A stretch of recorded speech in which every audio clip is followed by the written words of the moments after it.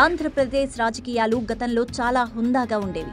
అధికార ప్రతిపక్షాల మధ్య సిద్ధాంతపరమైన వైరుధ్యాలు ఉండేవి. కానీ వైరం ఉండేది కాదు.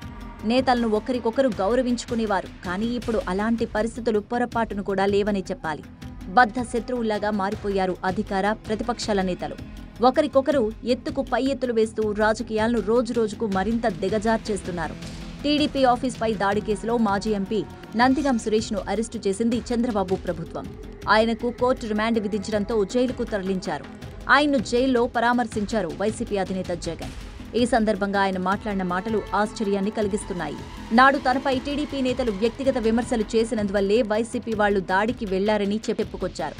అంతటితో ఆగకుండా ఇవన్నీ కక్షపూరిత చర్యలంటూ ఈ 5 ఏళ్ల తర్వాత తాము అధికారంలోకి వస్తామని, అప్పుడు కూటమి నేతలందర్నీ కూడా తెచ్చి ఇదే జైల్లో వేస్తామంటూ హెచ్చరించారు. ఓవైపు వరదలతో ప్రజలు అల్లాడుతున్నారు. వాళ్లను పట్టించుకోకుండా కేసులో అరెస్టైన జైల్లో ఉన్న పార్టీ నేతను పరామర్శించడానికి జగన్ వెళ్లారు. దీనిపైనే అనేక విమర్శలు వ్యక్తమవుతున్నాయి.